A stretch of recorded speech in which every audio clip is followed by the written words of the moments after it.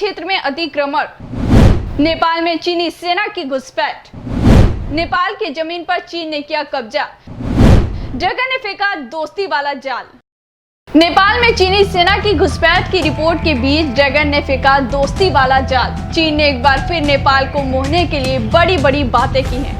उसे विकास और मजबूत रिश्तों का सपना दिखाया है। नेपाल के संविधान दिवस के बहाने चीन के राष्ट्रपति शी जिनपिंग और प्रधानमंत्री ली केकियांग ने नेपाली समकक्षों को मैसेज भेजा है। दूसरी तरफ आज ही मीडिया रिपोर्ट्स में कहा गया है कि चीनी सेना ने नेपाली क्षेत्र में अतिक्रमण करके कई इमारतों को निर्माण कर लिया है। कांतिपुर के मुताबिक चीन के राष्ट्रपति शी जिनपिंग ने कहा है कि वह नेपाल चीन संबंधों के विकास को बहुत महत्व देते हैं और इससे विभिन्न क्षेत्रों में अपनी आपसी संबंध और व्यवहारिक सहयोग विकसित होगा।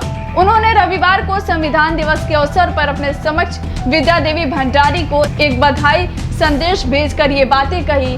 शी ने पिछले साल उनके और राष्ट्रपति भंडारी की अपनी सारी यात्रा को भी याद किया। उन्होंने कहा कि इस यात्रा ने महत्वपूर्ण रणनीतिक साझेदारी को राजनयिक संबंधों को आगे बढ़ाया। शी ने यह भी कहा कि कोविड-19 महामारी के खिलाफ दोनों देशों के सहयोग ने आपसी मित्रता को और मजबूत व गहरा किया है। उन्होंने कहा चीन नेपाल संबंधों के विकास पर ध्यान केंद्रित करने के साथ ही विभिन्न क्षेत्रों में व्यवहारिक सहयोग को और विकसित करने और दोनों देशों के लोगों के अधिक लाभ पहुंचाने की इच्छा है। चीनी प्रधानमंत्री ली केकियांग ने रविवार को अपने समक्ष केपी शर्मा ओली को संविधान दिवस की हार्दिक शुभकामनाएं दी और कहा कि नेपाल और चीन पारंपरिक रूप से मित्रता पड़ोसी हैं। उन्होंने कहा कि विभिन्न क्षेत्रों में दोनों पक्षों के बीच सहयोग पिछले कुछ वर्षों से लगातार बढ़ रहा है। ली ने यह भी कहा कि महामारी के साथ साथ विभिन्न क्षेत्रों में लड़ाई में नेपाल के साथ सहयोग बढ़ाया है। उन्होंने कहा चीन नेपाल के साथ विकास और समृद्धि उन्मुख रणनीति सहयोग साझेदारी को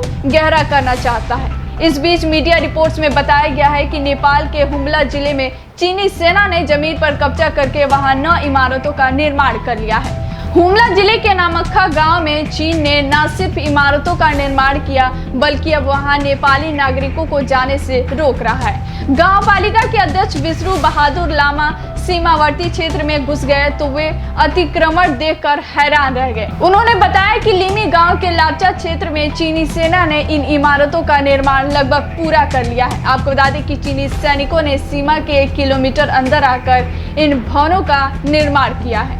2 महीने पहले ही चीन की ओर से नेपाल के गोरखा जिले के रुई गांव पर कब्जे की खबर आई थी, लेकिन नेपाल की ओली सरकार ने आंखें मूंद कर इसे इनकार कर दिया था।